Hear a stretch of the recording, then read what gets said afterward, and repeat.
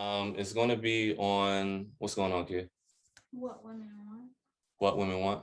His mom was in it. Oh yeah, we just saw your mother in What Women Want. Oh yeah, the movie. Yeah, She I was. was like, yo, that's Nina Freelon right there, man. We watched that about a week ago. My wife just came in and she told me, because I was supposed to say something to you about it. We just seen it. What's going on, y'all? It's your man Art here with another episode of Your Dig, the Aftershow. Very special guest, Durham legend in the house right now, man. We have Pierce Freelon here representing with us. We want to get right into it, so I'm just going to jump right in. Who are you, Pierce, if you don't mind giving a brief introduction of yourself, sir? Sure. I'm a lot of things. I'm a father and husband. I'm a city council member, a musician. I like to use the word cultural movement worker. Used to call myself an activist, but that didn't quite nail it. It's really movement work, and culture is the medium for that for me. So yeah, quite a few things. Quite a few things. So yeah, I did hear you mentioned musician in there, and that's kind of where I knew your origin as, but you have transitioned to politician at this point. So could you tell me maybe a few similarities between being a rapper and a politician, as well as some key differences between those two professions or actions? Yeah, I mean, I think it's important as a musician to be able to tell stories. At least for me, my favorite musicians are really good at that. My favorite rapper is Nas, and some of his dopest songs are the ones where he goes into vivid detail. Songs like "I Gave You Power," where he personifies a gun and kind of talks about gun violence from the perspective of the gun. Basically everything off the Lost tapes. Like, he just has so many gems where he tells important stories. And I think in politics, essentially what we do as legislators is we create policies that are designed to serve the people. But you need to be able to communicate, first of all, listen, number one, but then communicate what the will of the people is through the policies that you're putting forward. And, it requires a storytelling ability. Running for office requires you to tell the story. Why do you want to run? Why do you want to serve? What are you going to do? So I found myself frequently as a candidate. We do stages, we get on stages and do debates, and, fluency as an MC, my ability to rock a crowd and to be confident in front of dozens or thousands of people, really, it's a similar skill set to performance. And not just through music, but I studied theater. I went to Durham School of the Arts here in Durham, and I was a theater student. So just being comfortable with my voice, which is my instrument, but it's also a tool that you need in politics to be able to, to inspire people and to rally folks behind the things that you care about and want to do as a servant through, for me, city council, which is the role I play in politics. Nice. So this is kind of a little impromptu. But you just threw out, I kind of skipped over this, Durham School of the Arts. You are for sure about our connection here. You were a few classes ahead of me, but I went to DSA as well, right? We are Yeah. Okay, we talked about that before. Just making sure we are DSA connected, Bulldogs for life. You know what I mean? And what was your track at DSA? Theater. That's why I'm a playwright now. That's why Nice. Theater is still a big part of my life, Pierce. And you'll see that soon. You'll see a lot of things. Hopefully it'll bring some things to your city, our city, via you. We'll talk about that soon. But let me go ahead and jump back into this, man. So first, let me say thank you and congratulate you on that Black to the Future album. You know what I mean? Definitely a dope album. I want to take a step back though and talk about your album, the D.A.D album. So we know that was a very popular album when it dropped, but there was some controversy around you missing out on the Grammys or something of that nature. Could you kind of break and kind of detail that it was an opportunity to get nominated, but you weren't nominated, and kind of why that didn't happen for you in the 2021 Grammys? Yeah, well, I guess, the album D.A.D and Black to the Future, both albums are in a genre called children's music. And children's music is, it's one of the many Grammy categories. There's albums in jazz and polka and rap and pop, country, and children's music is one of those genres. It's music written and performed for children and families. And so, being a smaller genre, when my album D.A.D dropped in 2020, it was it kind of made a big splash on the scene. I think that's pretty safe to say, and got a lot of national attention. We were on Today Show and on NPR, and kind of being featured on Now This and all these kind of big national platforms. So there was a lot of enthusiasm and excitement, like, oh man, this is a top Grammy contender for the Grammy Awards. Now, I being a newcomer to the genre, I didn't have any expectations of of winning or even being nominated. But from what I heard from other people in the industry, they were like, yo, this is one of the most impactful albums. The timing is right, like the messaging, the quality, like from what I was being told, this is going to be a top contender. And there were actually, last year, there were several incredible children's music albums from Black artists and artists of color. There's a woman named Eleanor Moon Park who did a dope album. My brother Saul Paul from Texas did a great album. Aaron Nigel Smith, all these albums from Black artists. And, obviously last year, Black folks and Black culture was on a lot of people's minds. And so it was poised to be like a breakout year in the genre of children's music for artists of color. And I was proud to be a part of that. It has nothing to do with me individually. It's really, last year was just a moment for Black artists, especially in children's music, which is traditionally, it's a white dominated field. Like some crazy percentage, over 80% of all the nominees have been white men. And, and so anyway, so this was kind of seen as in the industry as a watershed moment. And so when it came time for the nominations, all the nominees were white. There were 4 white men and 1 white woman, and, quality albums. But with all the talent coming from voices of color, there was outrage. Like, how is it again? And it's not the first time that all the nominees have been white. It happens frequently. But this year, with all this stuff, and so that really upset a lot of people in the industry, including 3 of the nominees. There were 3 white guys, Dogs on Fleas, Alistair Mook, and the Okie Dokie Brothers. They were all nominated. The 3 of them rescinded their nomination, which is a very rare thing in the history of the Recording Academy. There's never been a situation where 3 nominees in the same category have said, I refuse to accept this nomination because y'all are wilding out. Like, the system is broken if this year of all years, there's not 1 Black nominee when there hasn't been a children's music album in the national media, in years. And here's one among others, not just mine, but among others that are getting national attention, that are clearly high quality, from newcomers like me to veterans like Aaron Nigel Smith. And so, yeah, man, it was wild. These 3 white guys laid down their privilege, and they said, not on my watch. If this is what the Grammys is about, then I don't want nothing to do with it. And so that was a big act of solidarity. And I think it's after that, and there were other things last year with The Weeknd and other folks complaining about discrimination in the Grammy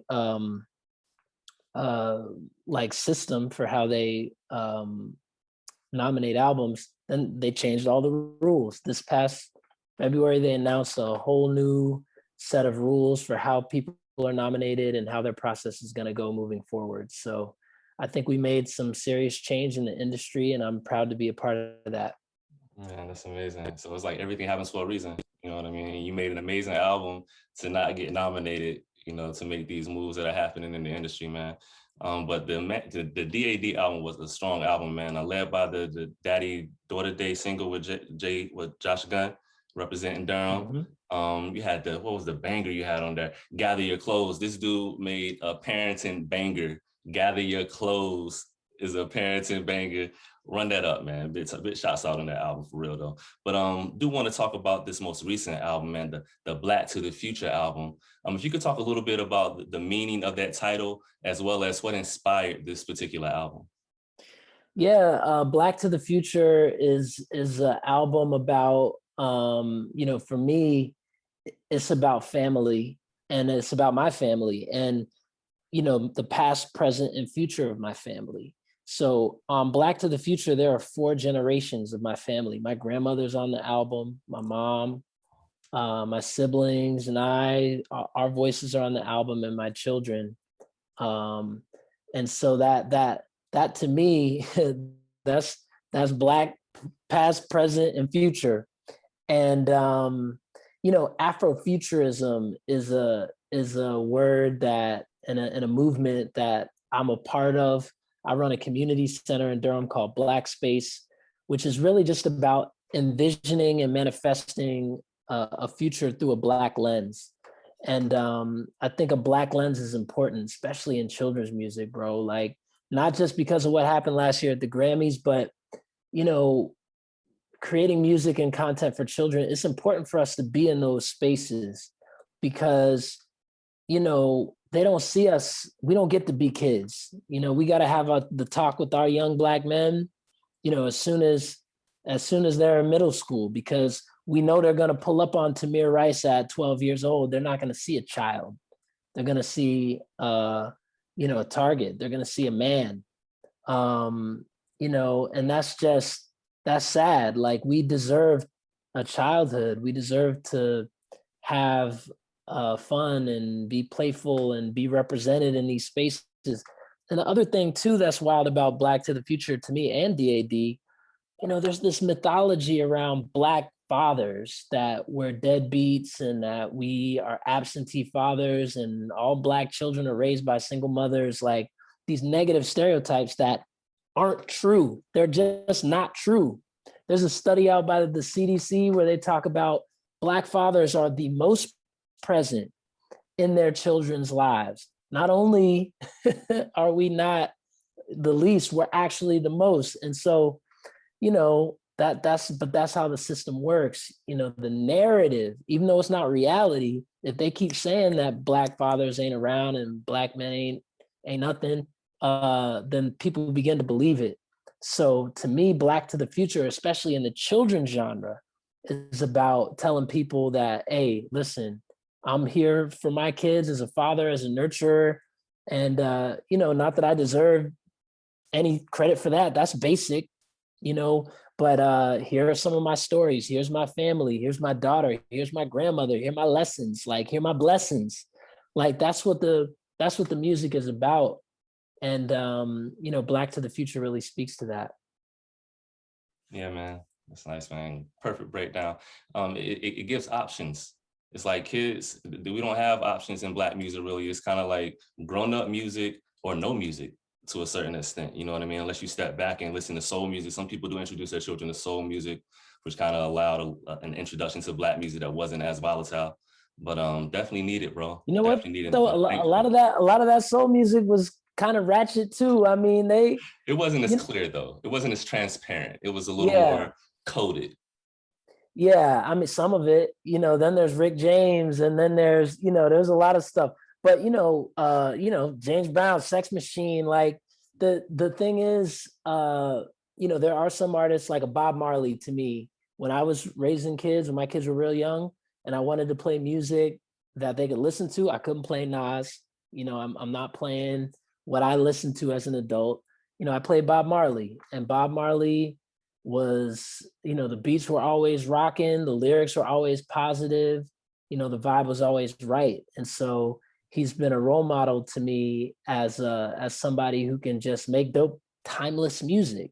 Bob Marley's like No Woman, No Cry, that goes hard today. Like, there's not many artists, you can't go back and listen to, that just anything and be like, wow, that still goes hard. Like, Yeah, it's 40 years timeless old. music. So that was important to me. Yeah, 40, 50 years old, man. No Woman, No Prize. I think like 71, 69 or something like that, man. And But still such as beautiful music. to this beautiful music that you're making, man. So you start off the album with the beautiful vocals of none other than Nina Freelon, I believe. And this is on your intro, No One Exactly Like Us. So if the audience doesn't know, Nina Freelon is a Grammy-nominated jazz vocalist as well as Pierce's mother. So you have a little bit of understanding of what elite musicianship is like. So my question, I was actually going to save this for a little later, but from a musician standpoint, what was it like having an elite musician as a parent, as well as can you share any tips, any artistic tips that she shared with you that you wouldn't mind sharing with the audience today? Yeah, I mean, to me, my mother was not an elite musician. She was just mom. You know what I mean? Like, the same voice that she used to sell out Carnegie Hall is the same voice she used to sing me to sleep every night. So I don't think I ever really realized, what a blessing it was to have her as a mentor. Even when she's not really mentoring me, she's just doing her thing. She's following her passion. She's doing her job. But I was watching her and studying her and experiencing, being on tour or backstage and understanding how, what it means to be a band leader and produce, a performance and to hold the audience in the palm of your hand. That was just, it was just, it was a blessing because I think those, part of it is genetic. I think I've inherited some of her natural God-given charisma. I don't have her voice. I can't sing like she sings, but a lot of it, as you know, in theater, like a lot of it is about, how you, don't turn your back to the audience. How do you project your voice and using your body? And, those are things that came naturally to me from watching her. As far as advice, I think an important thing, there are a couple important lessons. Here's one. Always pay your people. That's one that I learned from my mom. Don't ask nobody to do nothing for free. Even if they'd be down to do it. It is a like art is a labor, it's work. And our peers, our brothers, sisters, and kinfolk deserve compensation for their work. It's just the right thing to do. So that would be a good lesson. Another lesson that she gave me would be do what you love. Find the things that you care about and pour yourself into them. And I think that's what I've done. That's what she did. My mom was a nurse. She was in studying to become a nurse practitioner, and she had kids. And after I was born, I'm the youngest of three. She had a really tough decision on her hands about whether or not to re-enter the workforce and keep doing this nurse thing. You're always going to need nurses. It's a good job to have. Or will she heal through her music? And she chose a very courageous choice with my father's support to pursue her passion. And in doing so, it introduced some uncertainty. Now she's on tour. Now she's, you know what I mean? Like, but she's doing what she loves, which means that, she may be on tour for 6 or 8 weeks. My dad has to figure out how to cook us dinner and be the primary caregiver while she's gone. But when she comes back with a heart full of joy, having sung in Europe for 6 weeks, like tired but grateful and gratified and proud of herself for doing the damn thing. Like, that's lucky. That's a blessing. And my dad had the humility to say, hey, we're partners. So you do what you do. I'm gonna hold it down with the kids. And then there were times in our life where they had to shift and she couldn't take the tours or do what she wanted to do because because he had stuff he needed to do. So that's another thing they taught me, is the value of partnership, and the sacred bond between a Black man and a Black woman when they're both focused on creating a better world for themselves and their family and their community. So yeah, many lessons, many blessings from my mom.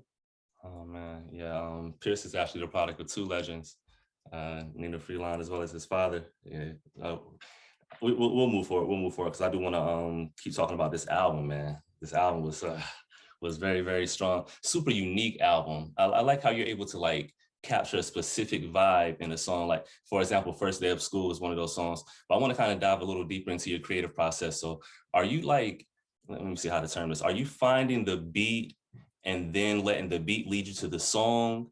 Or are you thinking of the song and then finding a particular beat that matches the song that you're trying to write? How does it start for you?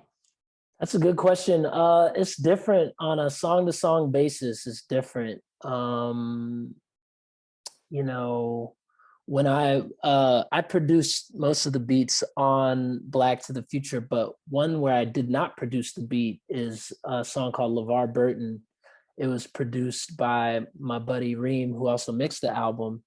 And when I heard the beat, the melody was already in my head, like LeVar, LeVar.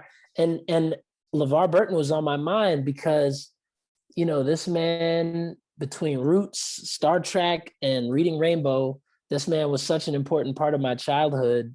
And I don't know what it was, if I had seen something on Twitter or heard something about him, but he was on my mind that day. And when I heard that beat, LeVar, like LeVar, that's the only thing that was in my head.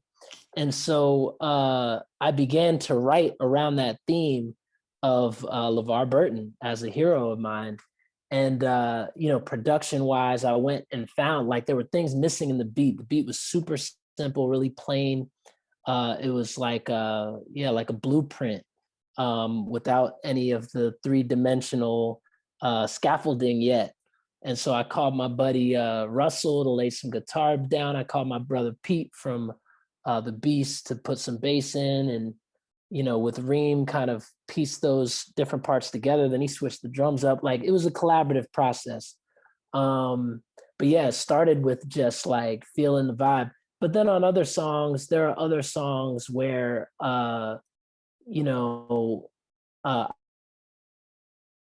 do have it in mind ahead of time, and will craft the music around that. Usually the music comes first, and usually it's not even music, it's just a melody. Yeah. It's just a melody or rhythm that is with me, and I'll take that and follow where spirit leads me.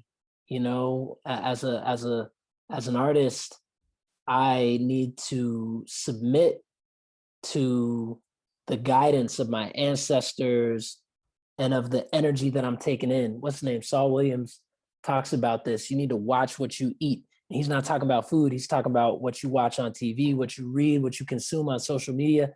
All those are things you consume. And as an artist, when we turn around and we start to create, those things that we consume become what we sing and write and create about. And so to me, I have to be very intentional about my diet. And, I have a lot of fatherhood in my diet. I have a lot of being a husband in my diet. I've cut out certain things that weren't healthy for me and for my family. And, and so that's why when I'm writing and creating and producing, I submit to the universe and the energies that I've created, that I've surrounded myself with, and I let those things guide me, whether that's LeVar Burton or braiding my daughter's hair or taking the kids the first day of school or reflecting on some of my grandmother's wisdom, like how she said, no is a love word, or keep an attitude of gratitude. These things appear in my music because they're a part of my life. And yeah, when I'm in a creative mood, to me, it's just following the vibrations of my ancestors and of the vibration. Really is vibration. It's the vibe that I put out becomes a part of it directs the flow of traffic in my life. And especially when I'm creating art, bro, especially when I'm making art, that vibe that I set becomes the wave that I ride into songwriting and production. Man, beautiful breakdown. Thank you for that. And you're like answering questions before I even get there. So I appreciate you, Pierce. We moving right along in this interview, bro. Shouts out to LeVar Burton. But I do want to step back a little bit, and I can't finish this interview without at least mentioning or talking about a little bit of your daughter's presence on these albums, your daughter Stella. And I mean, you can tell she really wants to do this. She's a little star in the making, man. I want to ask you, so what is it like, how does it feel to have your child be a contributing artist to this music? Like, how does that really feel, Pierce? It feels good. I mean, you know,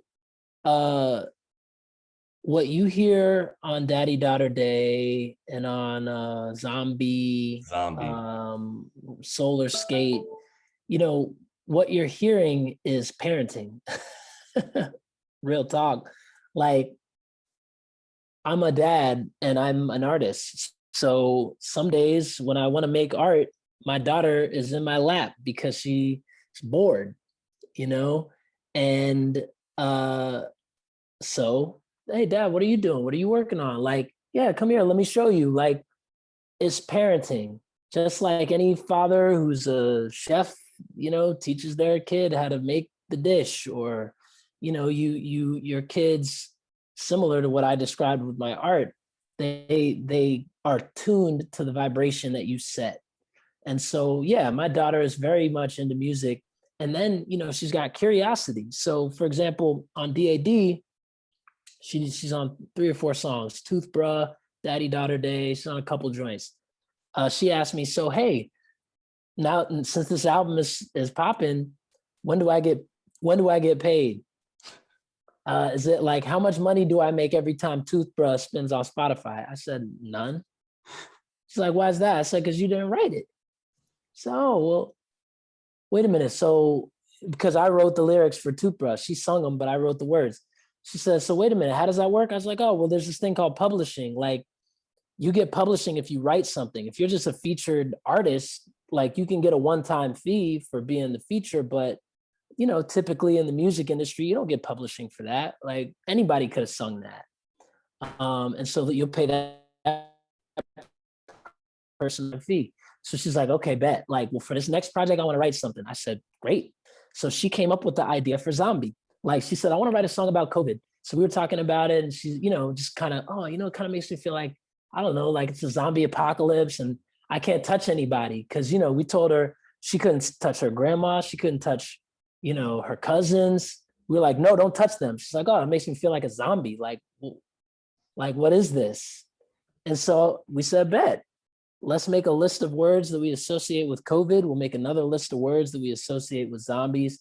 And we kind of, you know, mostly her, it was her concept, and a lot of the bars she put together. You know, what is that one line? She says, when I'm with you, I feel like a zombie. Can't get too close. You don't want no coughing. And we were like, ooh, coughing, coughing. Like, that's bars.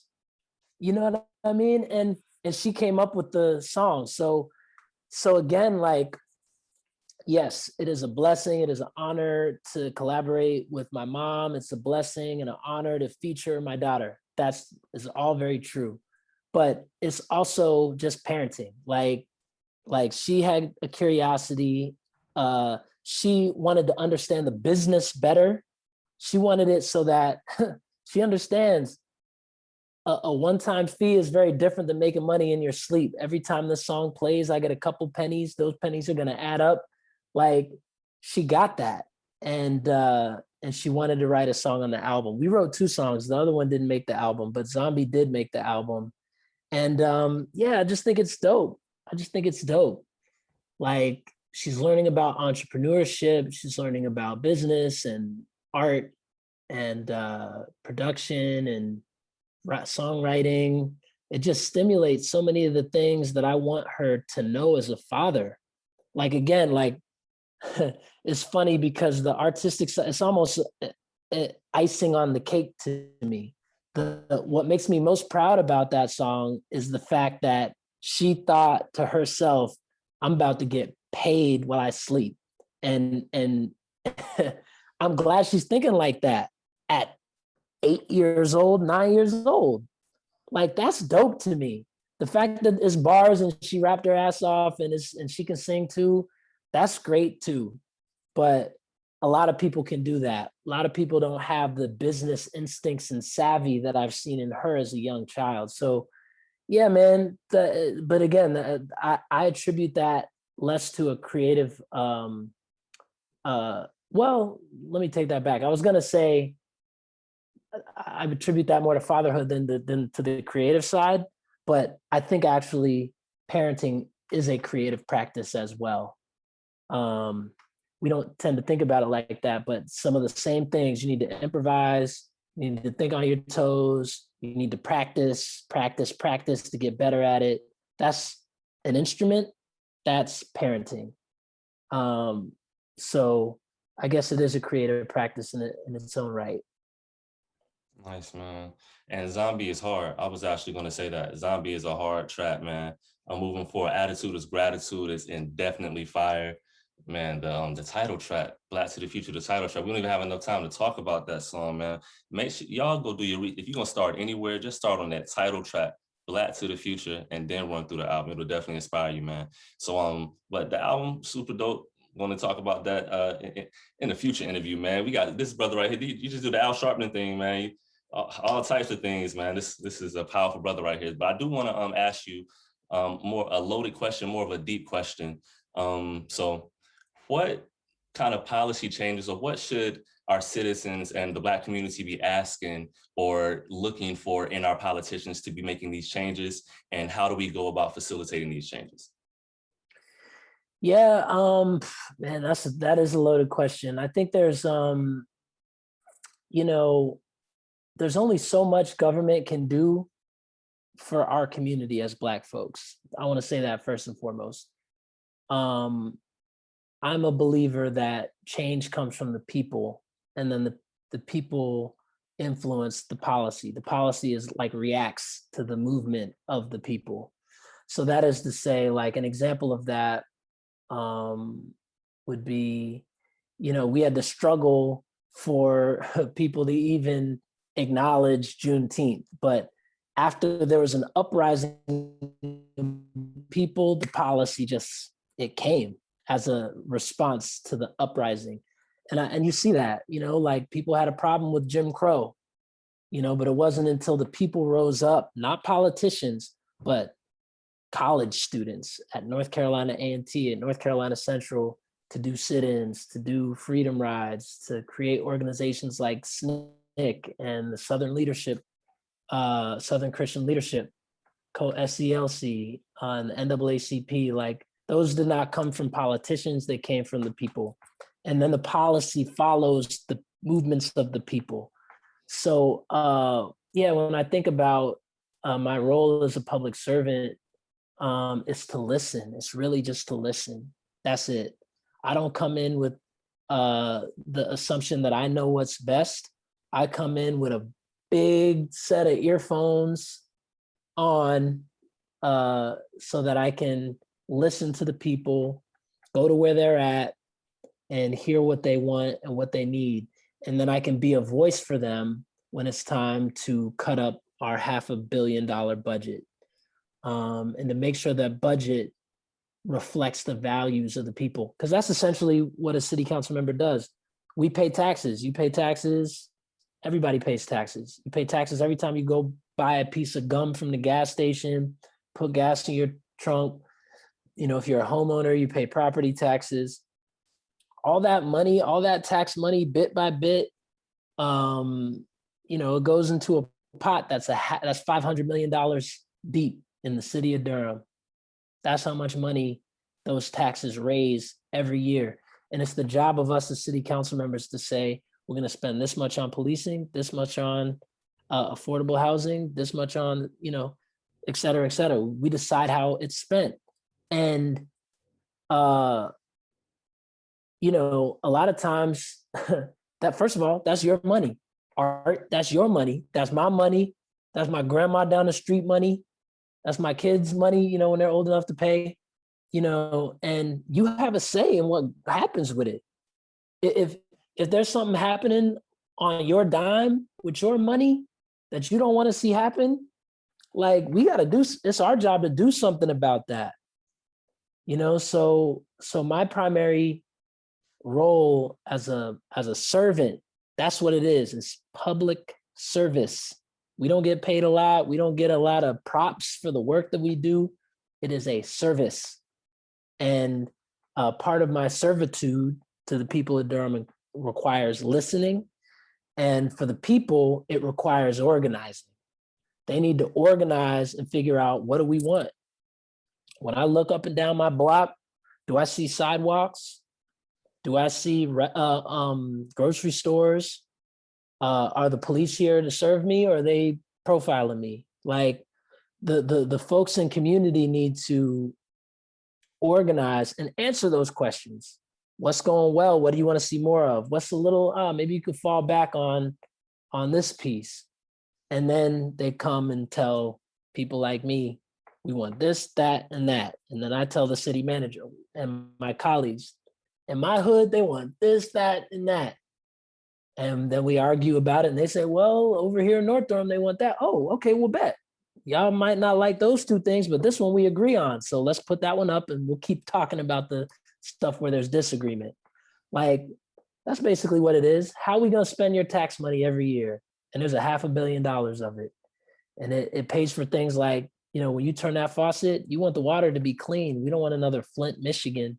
So a lot of that money goes to our water. A lot of it goes to the fire department. When a fire sprouts up, whether it's your house or building a business downtown, whatever, you want them to show up with the hose and take the flames out.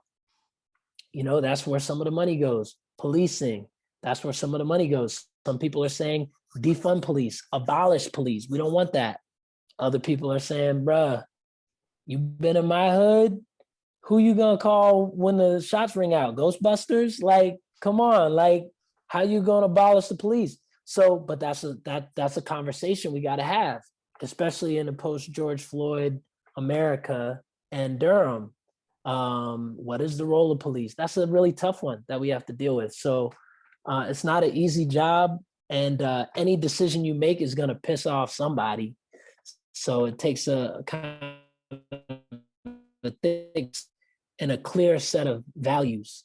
But most importantly, my job is about listening, and the job of the community is to organize their block and articulate what they need so that we can get it for them. And that's on both sides, accountability and a clear sense of values. That should be expected from the public servants as well as the public. I think we want to get cut off here soon, Pierce. So I did want to ask you if you wanted to kind of give your last information or things of that nature where we can find you, your social media and all that good stuff before we get out of here, Pierce. What's up? Sure, I'll be brief. Just my name is Pierce Freelon. That's Pierce.